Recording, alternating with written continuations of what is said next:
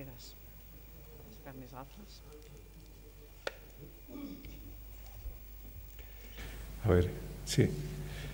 Pues nada, buenas tardes a todos y gracias por vuestra asistencia y gracias al Centro Cultural Blanquerna por la invitación o el prestarnos este espacio tan estupendo para hacer la presentación de un libro de palabra de diseñador, ¿no? La intención en realidad es reunirnos unos cuantos amigos, o sea que no es una presentación que tenga ningún interés comercial, sino simplemente reunirnos unos amigos que podamos hablar alrededor del mundo del diseño y en concreto de lo que los diseñadores de referencia dicen en este libro. Para mí es la segunda ocasión que tengo una relación con un libro de la editorial Gustavo Gili. Y lo digo con un cierto orgullo. O sea, en los años esos en los que en España apenas había textos de referencia de diseño, Gustavo Gili, con una colección con unas cubiertas diseñadas por Yves Zimmermann magníficas, fue publicando pues grandes nombres del diseño internacional como Tileiger o como Emil Ruder o Bruno Munari, entre otros, ¿no?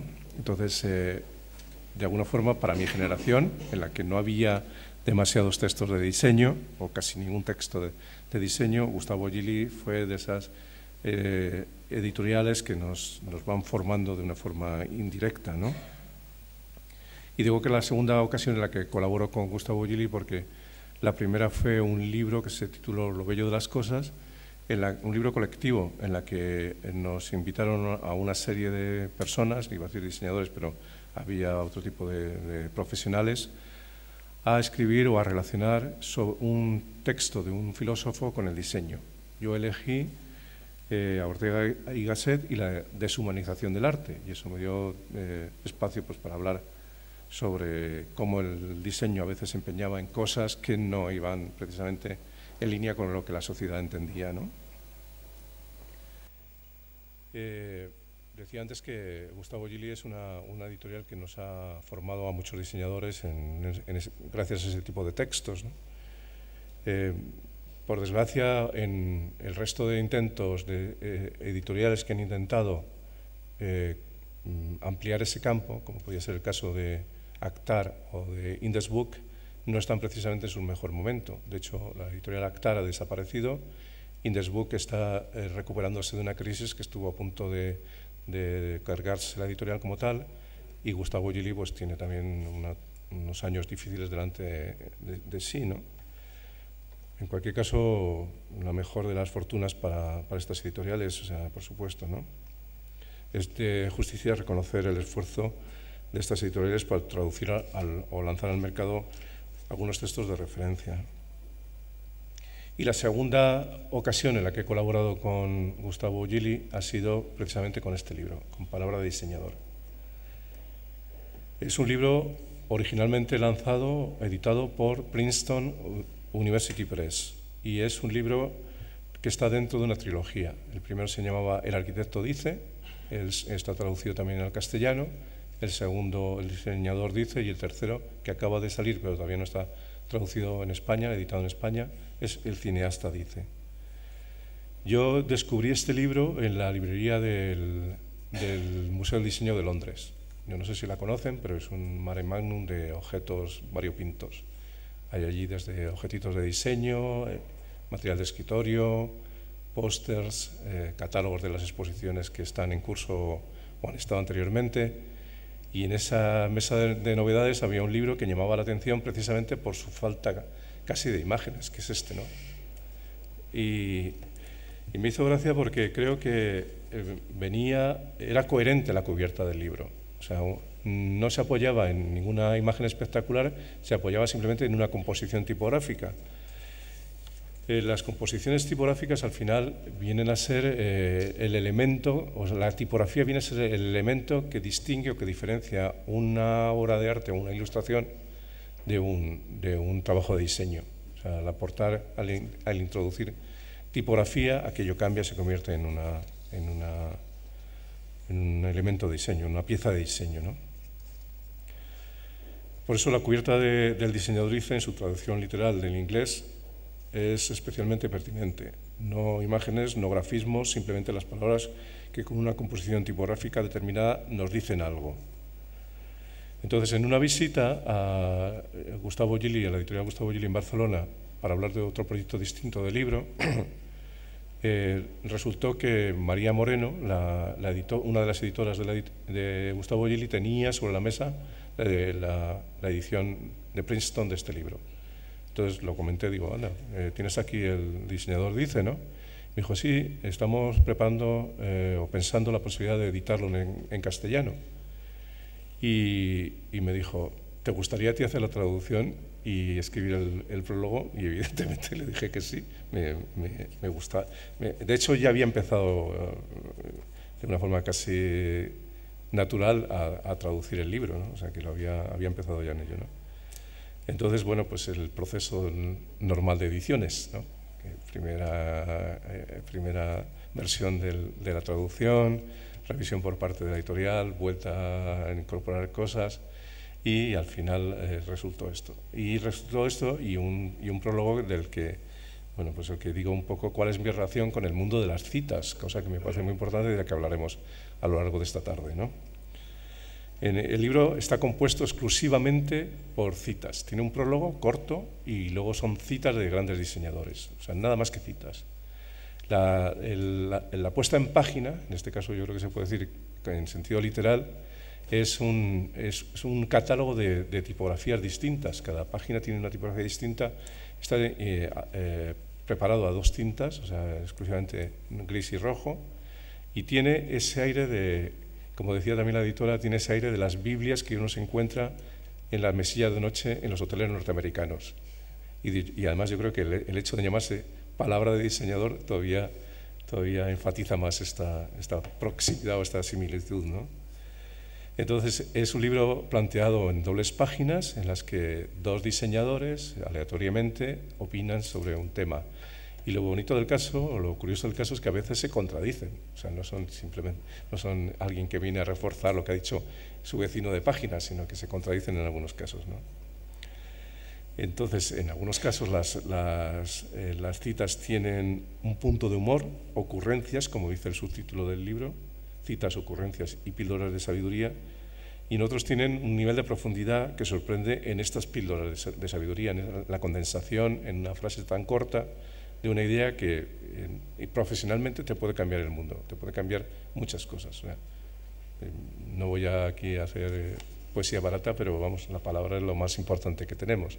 Y gracias a las palabras, a esas cositas que se componen a base de letritas, podemos transmitir ideas revolucionarias o que nos cambien nuestra vida o cambien la percepción del mundo, ¿no? En esta tarde me acompañan 2 amigos y compañeros de proyectos, ¿no? En algún sentido o en otro, ¿no? Me acompaña Delfina Morán y Albert Cullere. Como suelo hacer en estos casos, evito referirme al currículum vitae que uno puede consultar en la Wikipedia. O sea, para eso está la Wikipedia, ¿no? Para que uno lo mire allí y ya está. Entonces, prefiero contar cosas que son más próximas, ¿no? Aunque algún dato así objetivo también tengo que dar, ¿no? Delfina es diseñadora, formada en la Facultad de Bellas Artes de la Universidad Complutense de Madrid y en la de Rotterdam, en la Universidad de Rotterdam, pintora y diseñadora. Es doctora en diseño, cosa que ahora se dice así con mucha alegría, pero es que hasta hace relativamente muy pocos años no había doctores en diseño en España, con una tesis sobre los archivos y museos del diseño de un enorme interés para la profesión, o sea, precisamente por lo que aporta, ¿no? Yo creo que entre las tareas pendientes del diseño español está la de empezar a valorar nuestro patrimonio gráfico y el trabajo de los pioneros. Por eso las aportaciones de la doctora Morán me parecen de una pertinencia enorme para el crecimiento y la consideración de la disciplina del diseño. Delfina tiene también una importantísima trayectoria como docente y coordinadora de los grados y posgrados de diseño de la Universidad Europea de Madrid y de otras instituciones educativas en las que se encuentra trabajando en estos momentos. Para diseñar. Delfina, cuando quieras. Buenas tardes a todos. Muchas gracias, Emilio, por la presentación, por invitarme a estar aquí y también por haber traducido este libro y acercarnos. Gracias también a Blanquerna por acogernos en esta presentación. No sé, ¿se me oye? ¿Se me oye bien? Sí, vale, gracias. Bien, como Emilio ha dicho, yo he sido, bueno, empecé queriendo ser pintora, en un momento dado. Esto era Oviedo, entonces, digamos, el diseño en los 80 en Oviedo, como no, bueno, se conocía poco.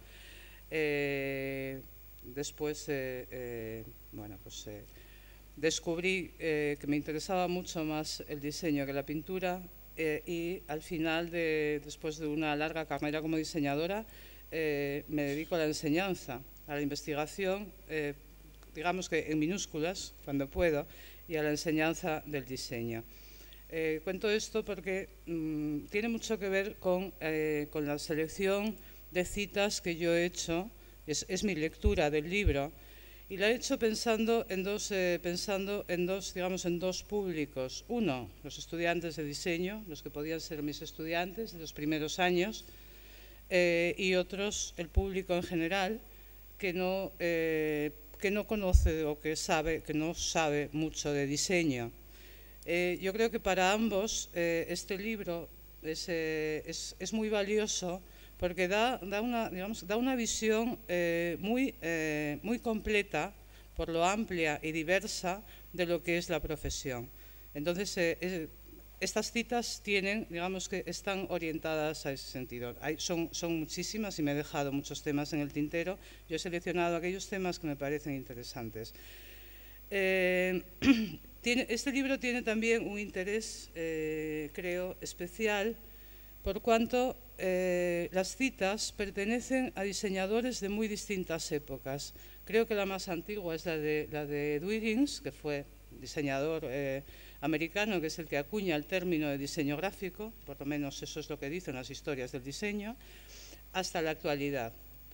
Y entonces ahí se va viendo que los temas que preocupan a los diseñadores, aquellas cuestiones que se plantean y a las que van respondiendo de una forma u otra, es decir, como bien decía Emilio, en un sentido o en otro, a veces encontrado u opuesto, son los mismos temas que nos preocupan ahora a los diseñadores. Entonces, desde ese punto de vista, define muy bien la profesión, creo yo. Y son algunos de esos temas son los que voy a sugerir para que después los comentemos, ¿no? Creo que este es voy a empezar por uno que es bastante polémico. Los voy a leer, entonces haré un comentario sobre ellos y seguimos, así como son como 5 o 6 temas diferentes. Si soy muy pesada, me cortas, ¿vale? Porque, aquí hay un ex alumno mío que me conoce y sabe, ¿no? Es una de las primeras citas, además, que tiene mucho que ver con la actualidad, por lo que les contaré a continuación. Esto es de Michael Bierut, es un diseñador que sigue en activo todavía, nació a finales de los 50, americano, y dice: a mis 14 años, cuando vivía en Parma, Ohio, no tenía la menor idea de cómo componer textos impresos, razón por la que, como muchos otros, me convertí en un experto en calcar tipos. Pero un buen día, mi padre visitó una feria profesional en la que regalaban muestras gratuitas de un flamante producto nuevo, hojas de letras transferibles. Trajo a casa una hoja de la Helvetica Medium de 36 puntos del fabricante Chartpak.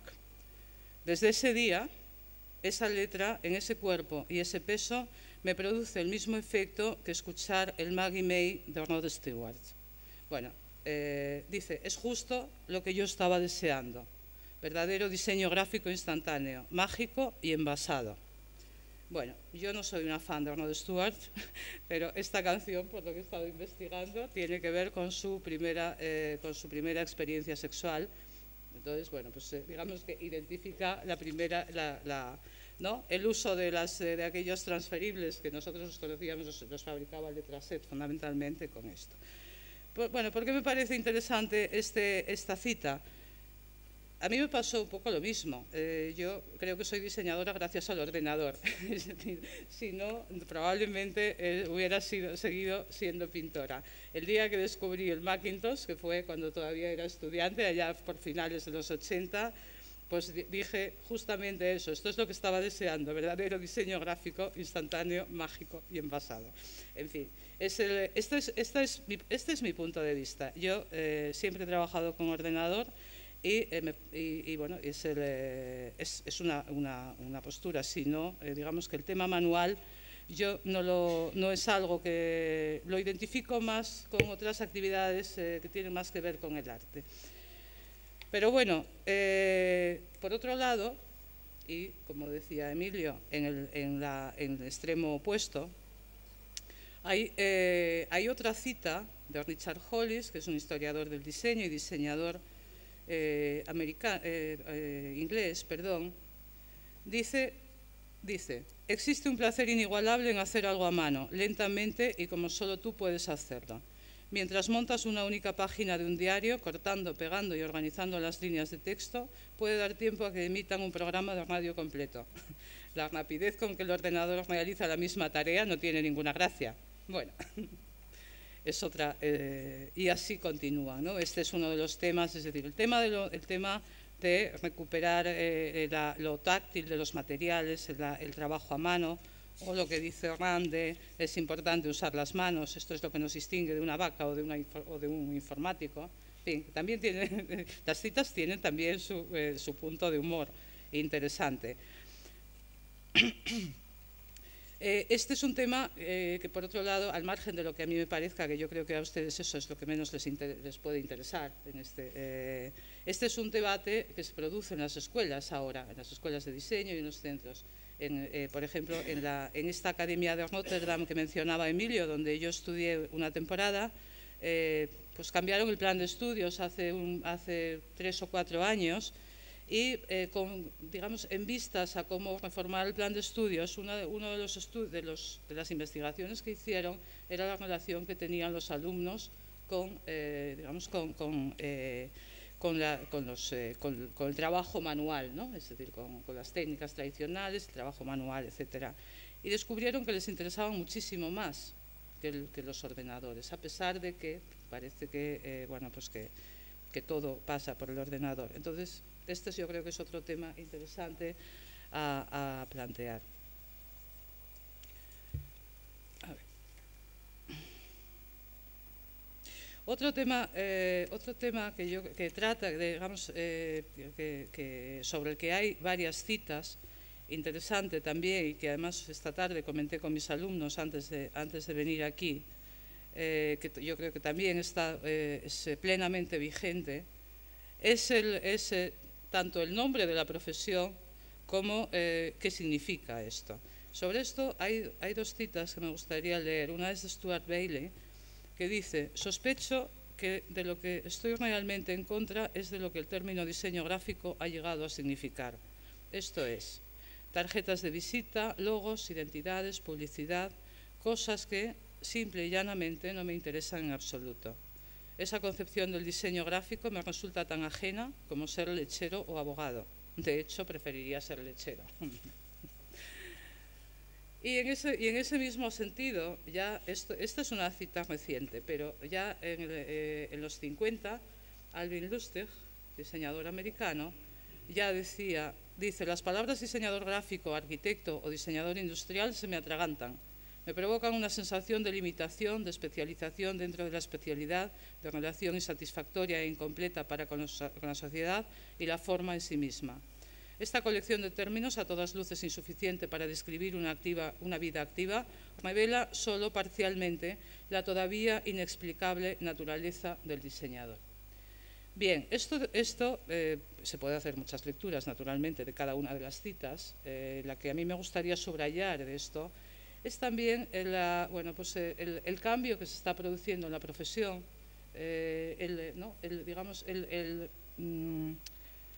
transgredir fronteras, frente a la especialización tradicional de los planes de estudios y las escuelas. La realidad profesional es otra.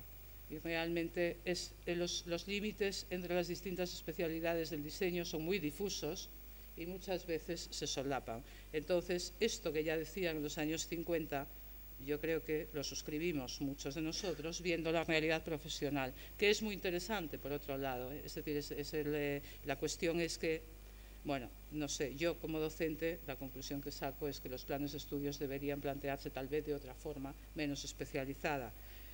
Dice esto: revelan solo parcialmente la inexplicable naturaleza del diseñador, digamos, la complejidad del mismo.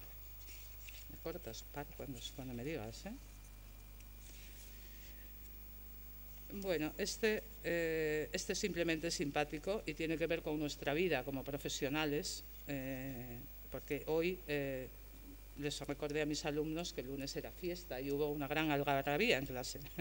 Y entonces una alumna, que es muy atrevida, en el buen sentido, me dijo: ¿y tú trabajas los fines de semana? Y entonces tenía este libro a mano y le leí esto. Y le dije: más o menos hago las mismas cosas los lunes y los miércoles que los sábados y los domingos. No divido mi vida entre trabajo y placer. Al final, digamos que es un continuo, ¿no? La profesión de diseñador no es algo que apagues y cambies, eres diseñador todo el día y a todas horas, ¿no?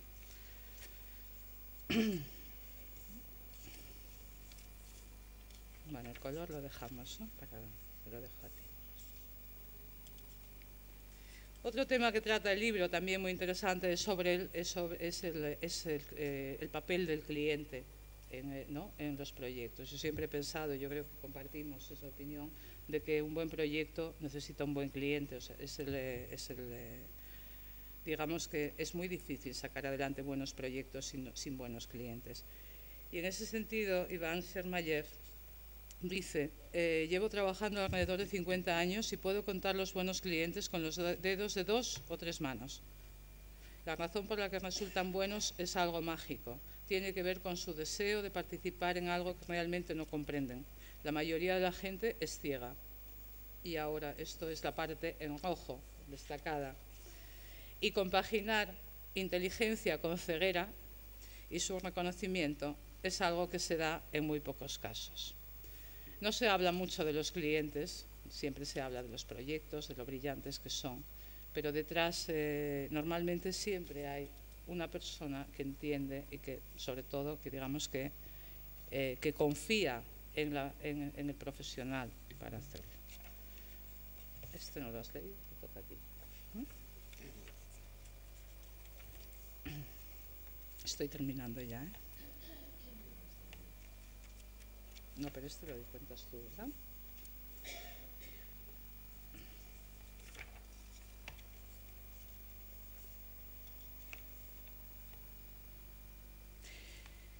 Y el último tema, el último tema, la última cita, tiene también, cerrando otra vez con cuestiones digamos, más personales respecto a mi vida profesional. Pero la última, que tiene que ver con la profesión de diseño, es una que creo que es una de las más interesantes e importantes seguramente en estos momentos.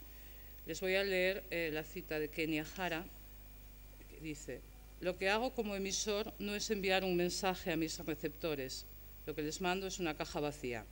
A cambio, espero de ellos que depositen algo en ella, sus propios mensajes o imágenes. Este es un aspecto importante de la comunicación, aceptar lo que el otro tiene que decir. Y en ese sentido, también Lucille Tenazas, supongo que se le dice: el diseño es una forma de ver el mundo. Produces un artefacto o creas un sistema, una infraestructura o un aparato regidos por una serie de condiciones, y aportas la mitad de la ecuación, dejando el resto a cualquiera que quiera participar.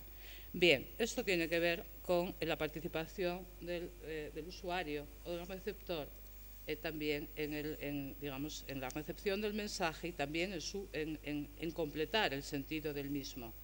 Si esto lo llevamos más lejos, tiene que ver con diseñar con los usuarios, que es algo que no siempre se tiene en cuenta y que resulta fundamental a la hora de diseñar algo que realmente la gente necesita, le resulta útil y beneficioso, ¿no? Esta es bueno, y en ese sentido también creo que bueno, pues muchos centros educativos están trabajando en esta línea de ver cómo incorporar a los usuarios en los procesos de diseño, no como un ente abstracto en el que piensas o que, digamos, o al que ves en las estadísticas, sino alguien que verdaderamente participa en el proceso del mismo, de manera que puede bueno, completarlo, etcétera. Bueno, y para terminar, pues ese tiene que ver también con por qué, digamos, esto es como si se dirigiera directamente a mí, que pasa con muchas de estas citas, con gran parte de ellas, ¿no? Y dice, esto lo dice Karin Goldberg, es más o menos de mi edad, y dice, como diseñadora gráfica me gusta el trabajo colaborativo. No me veo trabajando sola en una gélida guardilla fumando Camel y sin filtro. Bueno, yo fumo Marlboro, pero para el caso es lo mismo. Y manchada de pintura de pies a cabeza, porque adoro los pliegos en blanco. Bueno, esta es mi lectura del libro. Muchas gracias, Delfina. Bueno, yo creo que este libro tiene una característica que lo hace especialmente interesante, y es ver la reacción de las personas que se enfrentan con él, que lo leen, ¿no? Porque cuando preparábamos la intervención esta de la tarde, nos damos cuenta de que nos hemos fijado, a veces hemos coincidido en la selección de las citas, y en otros casos hemos elegido citas completamente distintas, o sea que hay para todos los intereses y para todos los enfoques de la profesión. Y me gustaría en ese sentido saber la selección que ha hecho Albert. Albert Culleré es un profesional del diseño, de esos que sus realizaciones, sus proyectos, su trabajo nos acompaña en el día a día. O sea, uno sale de la calle y se encuentra con cosas diseñadas por Albert. Albert fue, por ejemplo, el diseñador de la imagen anterior de Telefónica o de la agencia EFE, y también de la imagen de la Universidad Europea, precisamente, donde coincidimos los tres.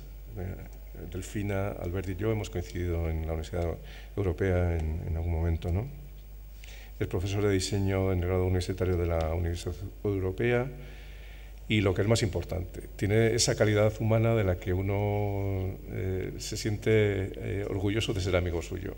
Lo digo objetivamente. Bueno, Albert, cuando quieras. Muchas gracias por...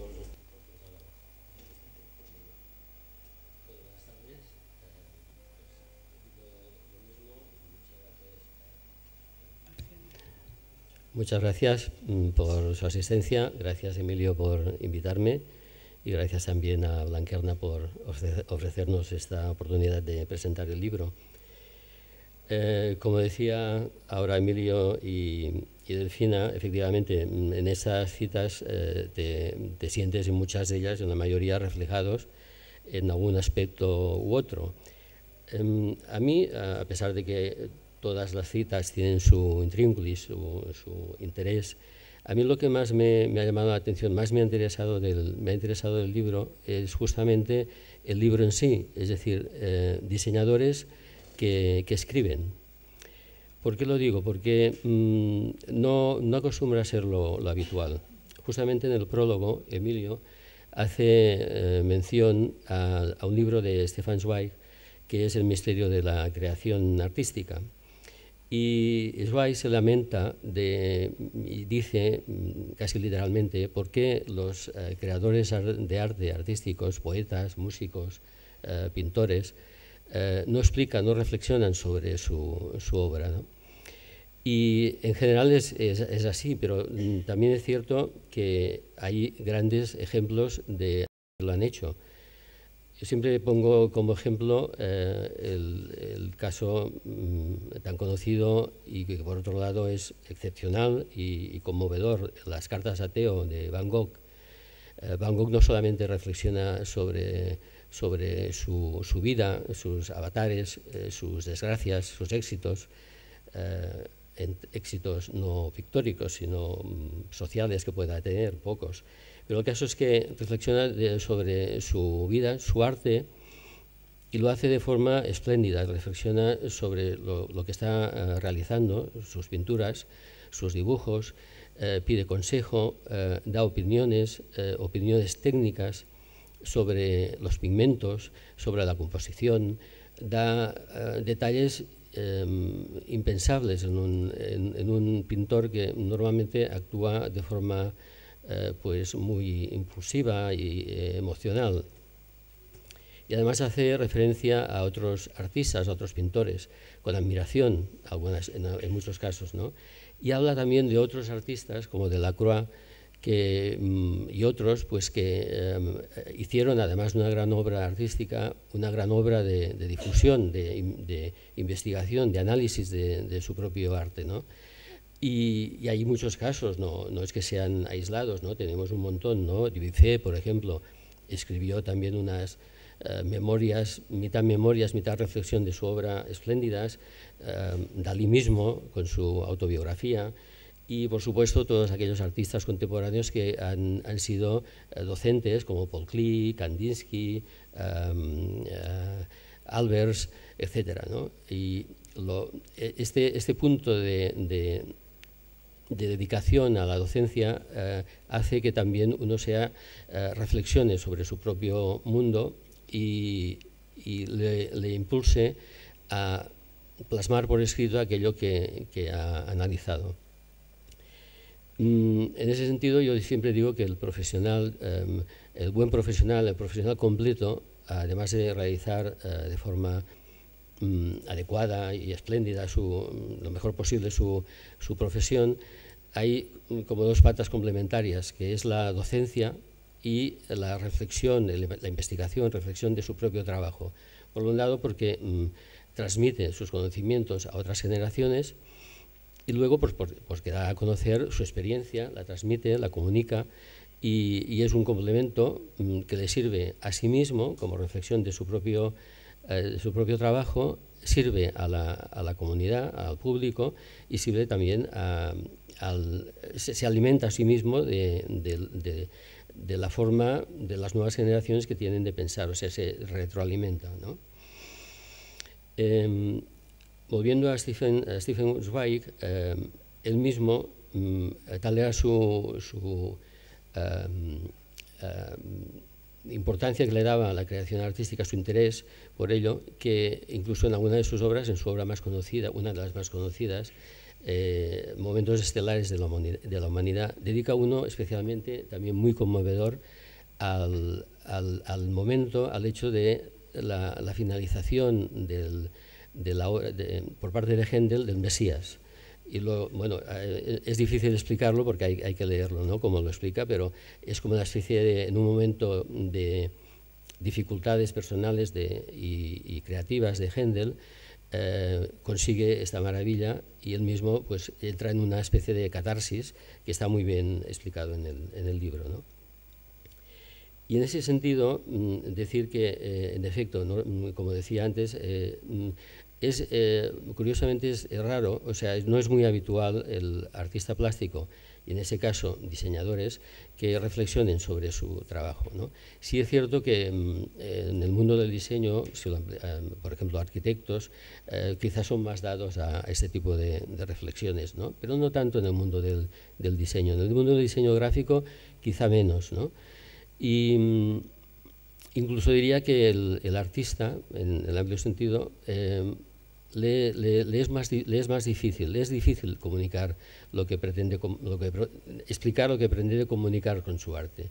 Solamente hace falta que observemos, escuchemos alguna entrevista, algunas declaraciones de algún artista comparada con un científico, por ejemplo.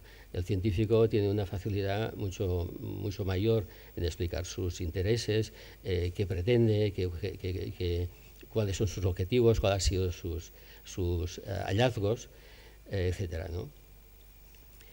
Este libro tiene esta cualidad, ¿no? O sea, que descubrimos toda una serie de diseñadores que admiramos y que han sido capaces de transmitir su experiencia, como mínimo, su experiencia personal a través de la escritura. Posiblemente alguno de esos textos obedezca a alguna entrevista, es posible, pero son textos a considerar, y además de esa forma tan simple, tan escueta, ¿no? En forma de aforismo, ¿no? de una concentración en una frase muy breve que se acaba en sí misma, ¿no? Hay un contenido de interés en esa frase, ¿no? En algún caso, en esas píldoras de sabiduría, nos encontramos incluso con algunas máximas, ¿no? Incluso a veces se puede considerar una apotegma, ¿no? Casi es una orden, ¿no? El caso de Spiekermann, ¿no?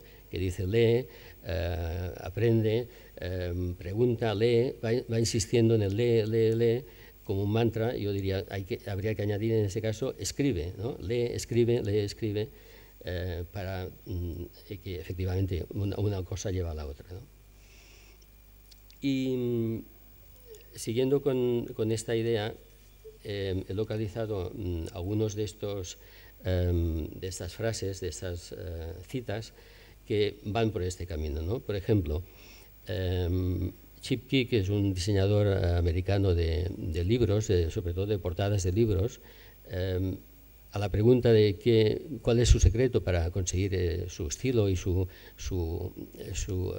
excelencia en su trabajo, lo dice de forma también irónica pero contundente, ¿no? Dice, aprende a resolver crucigramas y expander y aprende a escribir, a resolver crucigramas y aprende a escribir, ante la pregunta esta que le hacen, ¿no? U otro comentario de un diseñador inglés que forma parte del grupo Pentagram, que dice, diseño como un escritor y escribo como un diseñador. Está clara, ¿no? la intención que pretende en este caso, porque la forma de escribir, no la forma, sino lo que contiene la escritura de un diseñador está mediada por la propia profesión, como es obvio, ¿no? Y luego, el segundo aspecto que también me ha interesado mucho de las citas de este libro, de los textos de este libro, es cuando los que hablan del proceso creativo. Siempre hay una cuestión que a mí siempre me ha intrigado, me ha interesado, que es el de la propia creación, el de la propia creación, en el sentido de que el diseño, todos sabemos, y obviamente lo vivimos, lo practicamos y lo transmitimos así, no existe el diseño si antes no hay una verdadera estrategia, no hay una estrategia, no hay unas líneas que conduzcan el diseño a un punto determinado. Pero hay un momento en el que la creación aparece, la creación de la que hablaba Zweig.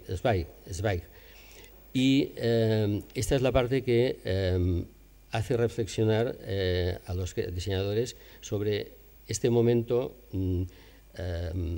difícil y mágico a la vez de la creación, ¿no? Por ejemplo, Muriel Cooper, que era una diseñadora del MIT, precisamente un centro de alta tecnología, que fue de los primeros en aplicar las nuevas tecnologías y el mundo digital al mundo del diseño, dice en una de esas frases, dice, aquí funcionamos con mucho por tanteo. Digo, no creo que existan respuestas claras, creo que lo que hay son reflexiones.